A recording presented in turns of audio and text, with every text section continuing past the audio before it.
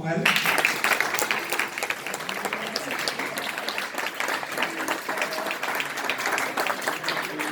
On va simplement commencer par une petite prière.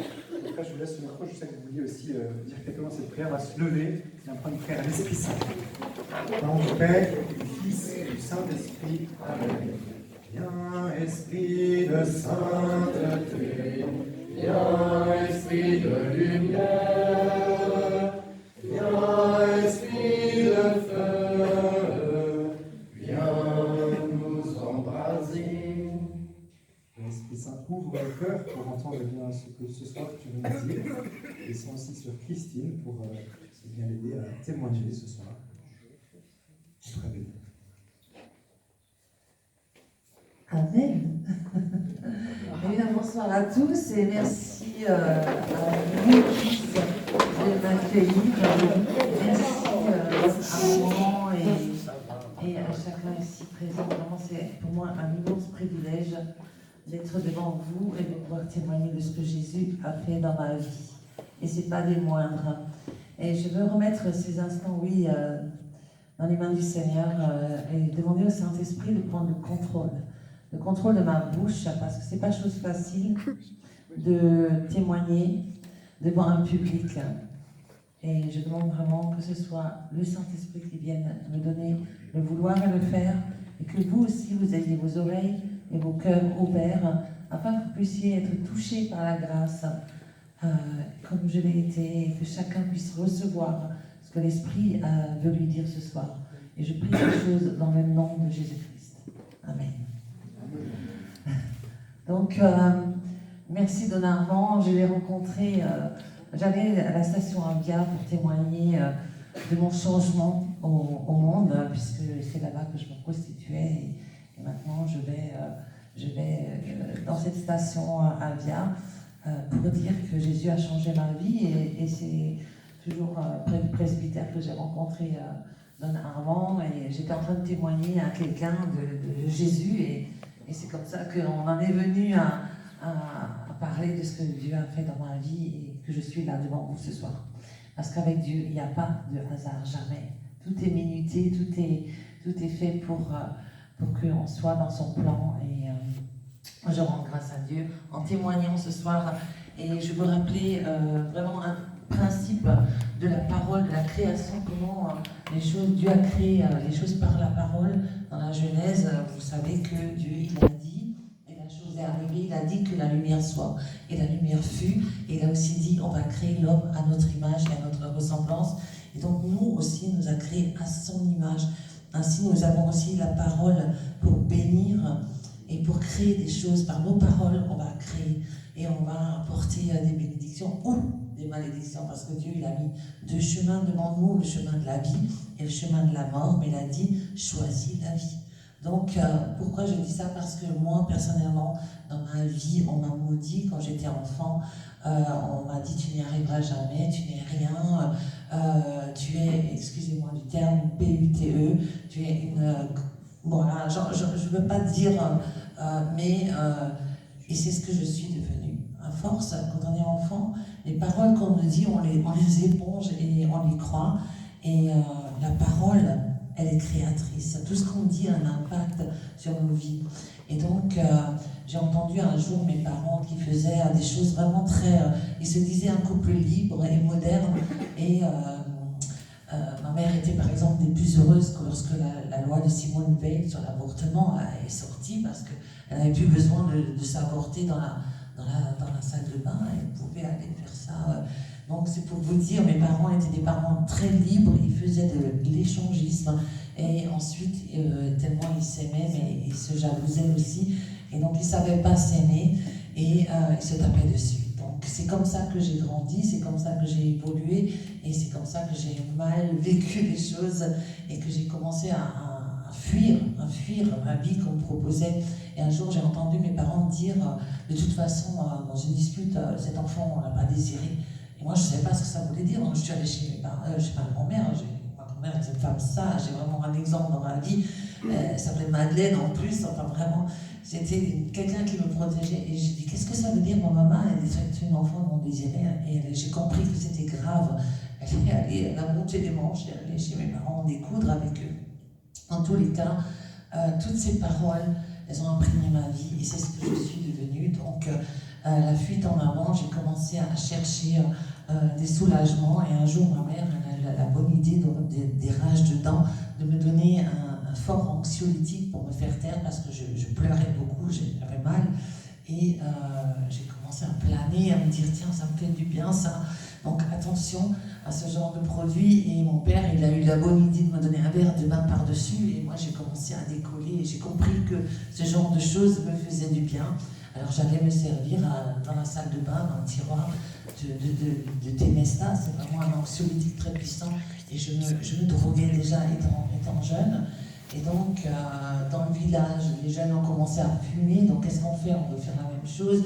Et de toute façon, moi, j'ai foncé tête baissée. J'ai pris du LSD. Et puis, toujours, la drogue, c'est quelque chose qu'on commence un jour, mais on ne sait jamais quand on termine. Soit on termine dans la tombe, ou alors Jésus intervient. Mais il n'y a pas de demi-mesure avec la drogue. C'est vraiment quelque chose à mettre une croix dessus, en rouge. Attention, danger, mort au bout. Oui, donc je commence à me droguer, je prends du LSD, je reste perché avec une capsule LSD et je me sentais poursuivie, vraiment pas bien, parce que l'effet m'a fait vraiment du mal et j'ai compris qu'il fallait quelque chose de plus fort. Et je vais avec l'école voir le film de Christian F. Et Christian F, 13 ans, prostituée, pour justement nous prévenir de la drogue. Et qu'est-ce que j'ai moi comme révélation? J'ai la mauvaise révélation que c'est ce produit-là, l'héroïne, que je vais prendre pour contrer le malaise dans lequel je me trouvais à cause de ce LSD. Et le dimanche d'après, j'avais une seringue plantée dans le bras. Je vais vous dire, le mal, il est tapis à notre porte. Il faut vraiment savoir que quand on est en un terrain fragilisé, comme moi-même je l'avais, il faut faire attention, il faut vraiment être très vigilant. Et la drogue, c'est vraiment quelque chose de très, très, très dangereux. Donc, je parle aussi de la cigarette, je parle de l'alcool, je parle de ce qu'on appelle les drogues douces, le hashish, tout ça, c'est à bannir de vos vies. Jamais, jamais en prendre. Parce qu'un jour, vous commencez et après, vous n'arrivez plus à arrêter. C'est une spirale. Donc, dans ce processus de chute, je vais vraiment dans le mur. Et je commence à voyager, je fuis, et je me trouve dans le sud, on est vraiment avec une amie, des animatrices, on fait vraiment du spectacle, et après on a des rêves plein la tête, on monte à Paris, on veut rentrer dans le monde du show business. Et là, on va avec le sac au dos, la guitare, des rêves plein la tête, comme les jeunes en ont, et tout ce qu'on trouve à faire comme travail, c'est jouer de la guitare au bord du trottoir pour gagner une baguette de pain parce qu'on a non seulement pas trouvé de travail, mais comme on se droguait, on avait des besoins plus importants, donc on se retrouve sans le sou. Et c'est là qu'on errait le sac au dos dans la rue Saint-Denis, Georges Pompidou, vraiment des rues pleines de perversion, de sex shop, et tout à coup, parce qu'avec Dieu, il y a des tout à coup, et je vois un groupe de gens qui étaient en train de mimer la vie de Jésus dans cette rue pleine de sex shop, de perversion. Et je me suis dit, waouh, mais je rêve pas, ils sont là, ils parlent, en fait, ils parlaient même pas, ils faisaient avec une corde, ils mimaient. Et il y avait plein de monde autour parce que c'est des rues où il y a des spectacles et des animations et plein de monde autour. Et là j'ai applaudi parce qu'on applaudissait et personne n'a applaudi sauf moi. Donc c'est comme si plein phare était sur moi et tout le monde me regardait, je voulais me cacher mais je ne savais pas où. Et une personne, non seulement ça, elle se détache encore du groupe et elle s'avance vers moi et me dit « Est-ce que tu connais Jésus ?» Et là j'étais là, oui, non, je ne savais pas quoi répondre, je connaissais comme ça Jésus, j'étais... Voilà, dans l'enfant, j'étais baptisée, communiée, tout ça, mais je ne savais pas quoi répondre. Et elle me donne un évangile, je ne savais pas ce que c'était. Et en même temps qu'elle me donne cet évangile, il y a la police qui vient en toute blinde, et ils font une descente, et puis personne ne bougeait. Je me suis dit, on va se faire embarquer, parce que moi, j'avais du shit dans les poches, et non, c'est pas moi qui me suis fait embarquer, c'est les chrétiens. Et là, je me suis dit dans ma tête, mais c'est le monde à l'envers, hein. Nous, on fait n'importe quoi, et eux, ils sont embarqués. Donc voilà, la soirée se passe, le lendemain on rentre nos parents nous avaient envoyé un mandat pour rentrer on était fauchés comme du blé, honteux, pas bien dans notre peau, on devait rentrer en Alsace et voilà, j'étais dans le métro et je me souviens encore, je sors de ce livret qu'elle m'avait donné, cet évangile, et je l'ouvre au pif dans le métro et je lis « Lève-toi, prends ton lit et marche ». Et là, je regarde mon ami, j'ai dit, mais ce fiche de... Moi, j'avais un autre langage à ce moment-là. Ce fiche de notre poire, on se fait réveiller à coups de balai dans les cages d'escalier, on ne sait même pas où aller. Lève-toi, prends ton lit et marche. Mais ça veut dire quoi, ça? J'étais en colère contre la parole, mais elle a transpercé mon cœur, puisque la parole de Dieu, elle est puissante. Mais je ne savais pas encore tout ça. Et donc, on rentre, et ma mère ne savait plus quoi faire avec moi. Je me tapais la tête dans les murs le matin. J'ai même frappé ma mère.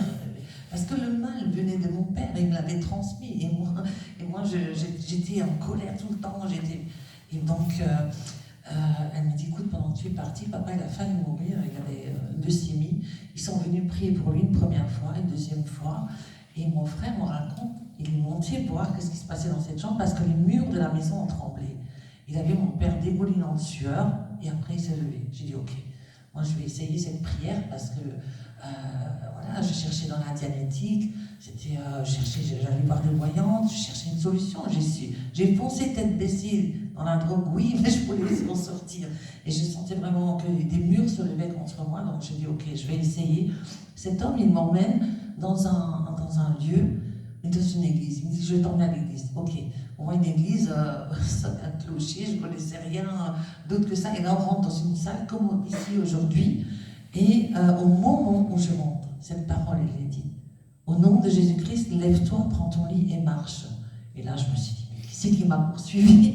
Et en fait, je ne comprenais pas, quoique le livre, je n'avais pas lu la Bible, mais je savais que c'était un gros livre.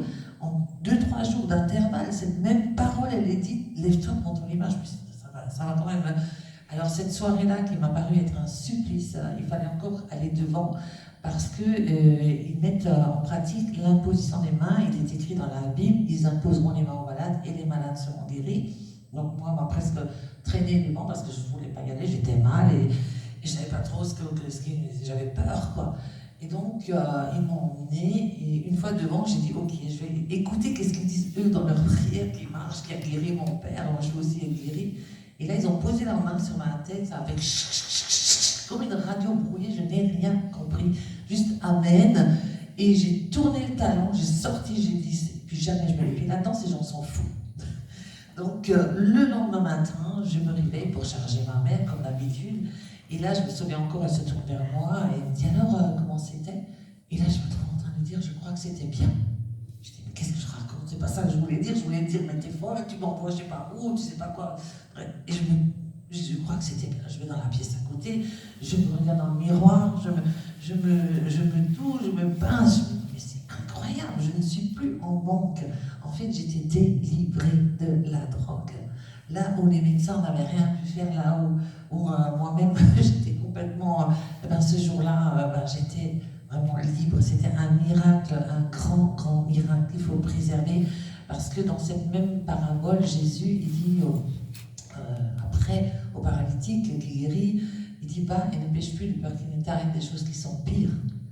Et moi, j'ai compris que Jésus, c'est le chemin, la vérité, la vie, et que c'est lui qui m'avait guéri, c'est le Jésus ressuscité, et qui m'avait guéri. Donc, j'ai compris que l'obéissance aussi à sa parole, il a donné des commandements, Dieu a donné des commandements, il fallait que je les respecte. Donc, au début, j'ai mis tout ça en pratique, j'ai compris que l'obéissance vaut mieux que tous les sacrifices. Et j'ai mis ma vie en règle, parce qu'à ce moment-là, j'étais en couple déjà avec l'homme de ma vie, il s'appelait Michel, et on n'était pas en règle, donc il fallait qu'on se marie. Donc on s'est mariés, on a vraiment tout fait bien, et on a eu une merveilleuse petite fille. Et les gens me disaient, mais pourquoi tu te maries? Vous étiez depuis longtemps ensemble, mais restez... Enfin, les gens ne peuvent pas comprendre, mais Dieu, il a donné des commandements, c'est pas pour nous embêter, c'est pour nous rendre heureux. Et je dois dire que j'étais la femme la plus heureuse, la plus épanouie, et je tutoyais les étoiles parce que vraiment c'était le bonheur. Et le diable, il est tapis à notre porte, donc il faut vraiment prendre du temps. Moi, je suis allée trop vite dans le mariage parce qu'on avait déjà goûté à certaines choses, et donc on voulait vite se marier pour ne plus pécher. Et on aurait dû attendre et vraiment prendre le temps de connaître Dieu ensemble. Et ouais, c'est important de prendre son temps, de connaître la personne et d'avoir confiance. Et mon mari, en fait, il était aussi un ex-toxicomane, donc il a donné sa vie au Seigneur, mais de temps en temps, il se laissait encore un petit peu, voilà. Et donc, le jour de mon accouchement, donc j'étais enceinte, j'étais une femme tellement heureuse, tellement épanouie et tout. Et le jour de mon accouchement, c'est pas Michel qui est venu me rendre visite, c'est le diable lui-même. En fait, Michel, il avait rechuté, mais à l'héroïne, quoi. Et j'ai vu ses yeux exploser. Et le diable me dit, tu vois, si aujourd'hui tu es mère, lui, il est père, il ne tient pas la route, jamais il ne tiendra la route. Et là, c'est comme si la terre se dérobait sous mes pieds et que tout mon passé, ce que j'avais même essayé de prier pour que mes parents se séparent, parce que tellement la vie était impossible avec eux, m'arrivait à moi. J'ai dit, Seigneur, j'ai tout fait pour te plaire, j'ai mis ma vie en règle, j'ai tout fait, et maintenant, je ne comprenais pas pourquoi ça m'arrive à moi, quoi. Et en fait, au bout de 2 ans, on a divorcé. Donc, prendre son temps dans le mariage, c'est très important, et prendre le temps avec Dieu en premier. Après, ça a été effectivement la rechute, parce que Jésus, il a dit, va et ne pêche plus, de peur qu'il ne t'arrive des choses pires. Donc, j'ai commencé à ressortir, j'ai commencé à rechercher, je voulais un autre homme, parce que je ne voulais pas rester seule. Et puis, je sors un soir en boîte, et au retour, je fais un accident grave, je perds un doigt, j'étais une esthéticienne chevronnée à ce moment-là, je faisais vraiment des prouesses, parce que le Seigneur était avec moi. Et donc je perds ma notoriété, mon image de marque, je perds ma dignité, je perds tout en fait, et je perds la garde de ma fille, puisque j'étais plus en mesure de la garder, parce que je recommençais à boire, à fumer, je recommençais de nouveau à prendre des drogues dures, et très vite j'étais de nouveau dans l'enfer de la drogue. Et en fait, il ne faut jamais rouvrir la porte, il faut qu'elle est fermée, il ne faut pas la rouvrir. Et même une fois, une cigarette, c'est terrible, ça ouvre en grand un portail quoi, dans notre cœur. Et le malin peut s'y installer à nouveau. Donc voilà. Je rechute, je suis jusqu'à devant les portes de l'enfer, je shoot 15 grammes de cocaïne par jour, je vous passe un peu de détails. Dans le livre, il y a plus de détails, mais ce qui est important, c'est de savoir que Jésus ne laisse pas ses brebis. Moi, je me disais que même j'étais tellement loin que si je mourais, personne ne s'en apercevrait. Mais Dieu s'en est aperçu. Parce qu'il m'aime, il nous aime, et il ne laisse pas ses enfants. Et donc, je reçois un songe. Donc, je suis dans un clapier à cafard, je vis vraiment dans un endroit sordide. Je shoot 4 grammes de cocaïne par jour et je reçois un songe où la lune se marie avec la terre et je suis transportée sur 3 étoiles. Donc, je me retrouve sur des constellations et là, j'étais accueillie, c'était magnifique. Tout était fait de lumière, j'étais voulue, j'étais désirée. Et tout était fait de beauté. Et j'entendais les étoiles parler entre elles. Ça faisait psh, psh, psh. Et c'était tellement réel. Et chaque fois que j'atterrissais sur une étoile, je me cognais dans le songe. Et le lendemain, j'étais complètement du côté, je sentais les impacts des chocs. Ça, c'était la première réalité, parce qu'un songe, c'est plus réel que la réalité que nous voyons aujourd'hui. Et ensuite, je redescends sur la terre, dans un pré, il y a un arbre avec une cabane juchée dessus, et une échelle, je monte, et je m'assois dans la cabane, il y a une table, un banc, une fenêtre, et je regarde au loin. Et le songe s'arrête. Le lendemain matin, je dis bien le matin, j'étais debout, normalement je me réveillais à 14h l'après-midi, j'étais habillée et quelqu'un vient toquer à ma porte. Jamais personne n'est venu toquer à cette porte, à part les clients que moi j'amenais et les cafards qui grouillaient là. Et là, l'homme il me dit, Madame, vous avez fait une demande de logement social, venez, on va vous le faire visiter. Je me souviens même pas d'avoir fait cette demande, mais le songe que je venais de faire, il était devant mes yeux, j'étais réveillée, je me demande si j'étais pas morte, parce que je suis allée tellement loin, et donc peut-être Dieu m'a ressuscitée. Je ne sais pas, j'étais tellement seule, je ne peux pas vous dire. Et donc, je vais visiter, je retrouve un appartement digne de ce nom, un travail, deux travails, trois travails, dont l'un me donne le statut de fonctionnaire. Donc, je me trouve, écoutez bien la date, avec Dieu, il y a toujours un sens. C'était le 24 décembre. Je suis donc à l'agence intérim, je cherche ma fiche de salaire avec le chat dans le sac, encore je me souviens, elle courait partout. Et la secrétaire reçoit un appel, et quand elle raccroche, elle dit: vous vous rendez compte, à la ville de Mulhouse, ils ont besoin de 12 personnes. Et moi, je me lève, je dis, moi, je fais partie des 12. Et en fait, c'est cette position-là que le Seigneur, il aime qu'on prenne pour lui. Parce que quand on prend une position pour lui, lui, il en prend une pour nous. Et c'est comme ça que j'ai eu, au travers de travaux intérim, un statut de fonctionnaire dans la ville de Mulhouse. Et j'ai pu travailler tout ce temps et me faire soigner. Pourquoi Dieu me donnait ce statut? Parce qu'il savait que j'avais besoin de beaucoup de soins. J'étais addict à la cocaïne. Après, j'ai pris 32 mg de Subutex. Je ne sais pas si ça vous dit. C'est une dose. Il a fallu pendant 7 ans que je me fasse sevrer, jusqu'à ce que tout ça tombe à terre. Après, il y avait les benzos. Enfin, il y avait vraiment un grand travail que Dieu, le Seigneur a fait avec moi. Et chaque fois que je rechutais, il me disait, va à l'hôpital, enferme-toi. C'était pas une punition, c'était juste qu'il fallait que je me protège. Et je savais une chose, parce que dans tout ce que j'avais perdu, le plus important, c'était le Saint-Esprit. Parce que quand j'ai rechuté, vraiment, j'ai fait des avortements. Et lors du deuxième avortement, lorsque je suis sortie de l'hôpital, eh ben, c'est comme si j'avais un trou béant en moi. Et je sentais que le Saint-Esprit n'était plus là. Il n'était plus là. Et en fait, j'étais vide. Mais vide, c'est une sensation qui était horrible. Et donc, ce que je voulais retrouver par-dessus tout, c'était la présence du Saint-Esprit. Parce que ça, c'est tellement important d'avoir l'Esprit avec nous. Et voilà, donc, après ce songe, je ne sais plus où j'en étais maintenant. Je suis donc... je retrouve du travail, donc je suis à la ville de Mulhouse. Seigneur, j'ai perdu le fil. Hein?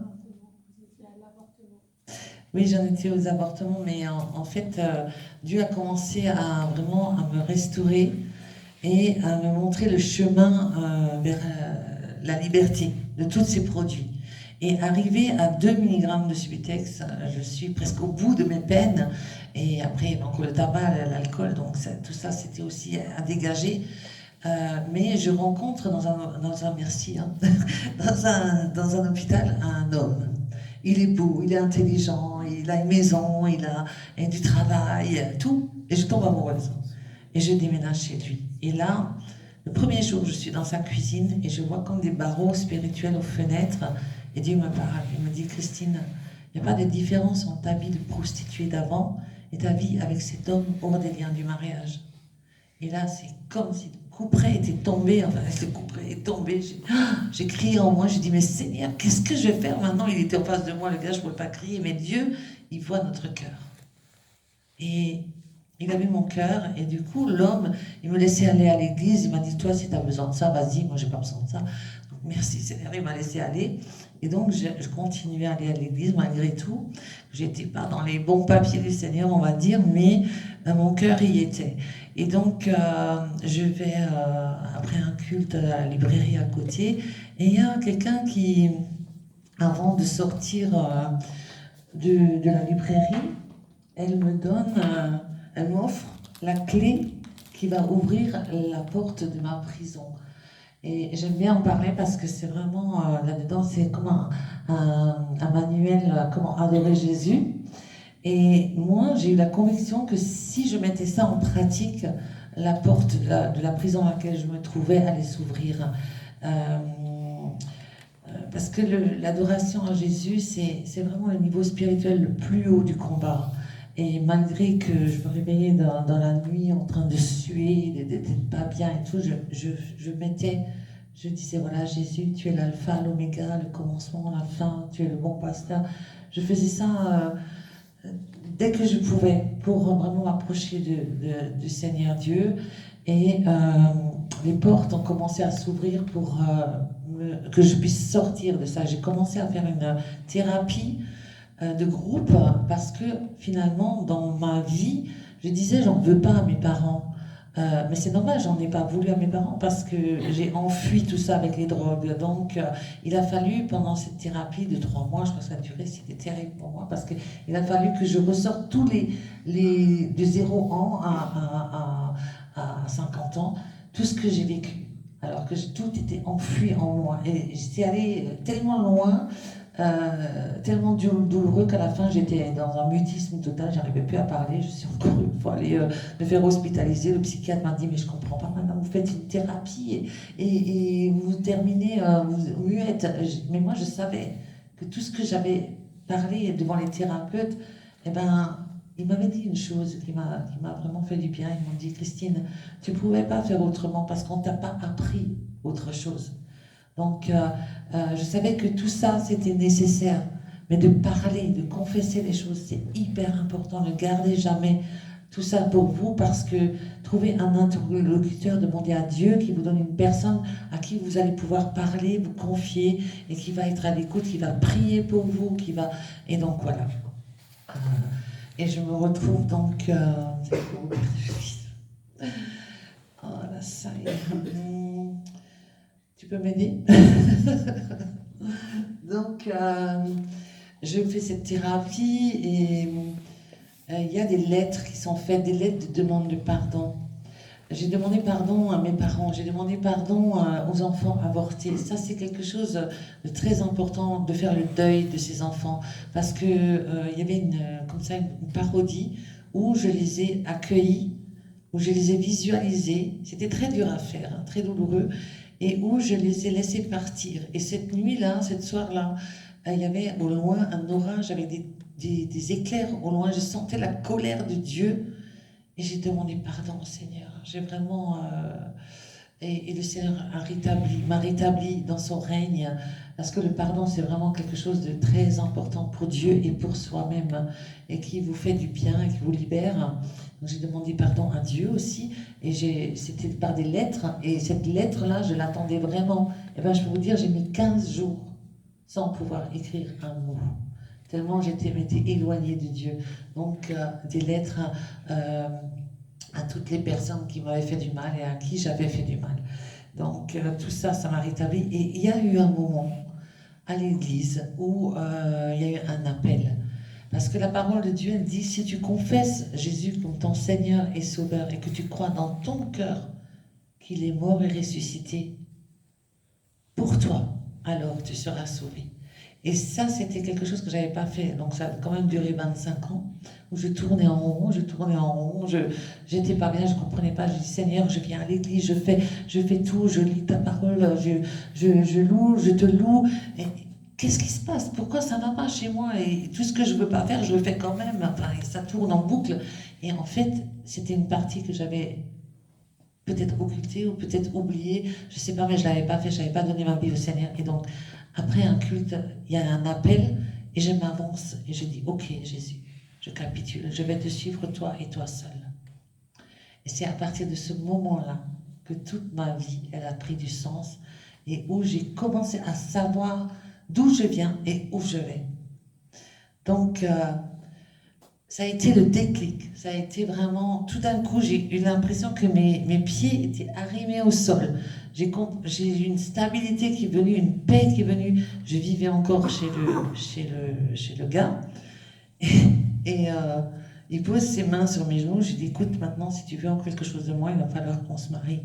Ça faisait 5 ans que j'étais chez lui. Ça faisait 5 ans qu'il y avait 5 mariages et une lune de miel que je regardais tous les soirs, que je le bassinais pour le mariage. Il ne m'a jamais prise au sérieux.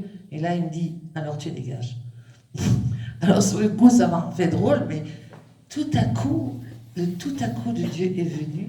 La paix, elle est venue.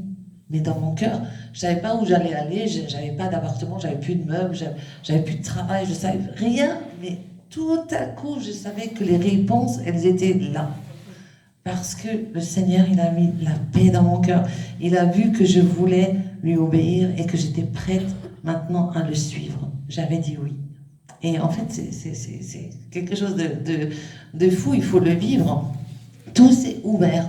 le Seigneur il m'a ouvert ses bras pour un appartement. J'avais pris dans mon coin 10 appartements. Je dis ok, je vais voir. Et le premier, c'était le bon, avec jardin, plein pied, voilà. Donc tous les meubles que j'avais, c'était un appartement exigu. Et tout ce que j'avais encore il y a longtemps, c'est rentré au millimètre près. Je veux dire, tout était... Le Seigneur m'attendait là. Il avait tout préparé, quoi. Donc l'obéissance, ça vaut mieux que les sacrifices. Il m'a ouvert les portes d'une formation de 22 mois où j'ai réappris à lire, à écrire, à parler, à prendre confiance en moi, à m'aimer, à aimer mes ennemis. Parce que c'est tout un... Dieu, il veut vraiment nous compléter. Et là, il me donnait tout ce qui me manquait, il me le donnait. Et c'était vraiment bon à vivre. Et alors, j'ai vécu des délivrances. Parce qu'il faut savoir que quand on a des relations sexuelles avec X, Y ou Z hors des liens du mariage, il y a des liens d'âme qui se créent. Et le mal que la personne elle a en elle, il vient chez vous. Donc, moi, j'avais eu quand même beaucoup de relations. Eh bien, il y avait vraiment des délivrances que j'ai vécues. Et la première nuit, eh ben, je vois dans un cauchemar, en rêve, enfin, des démons qui m'attaquent. Et je vois où ça se trouve dans un grenier où je jouais pendant l'enfance au docteur.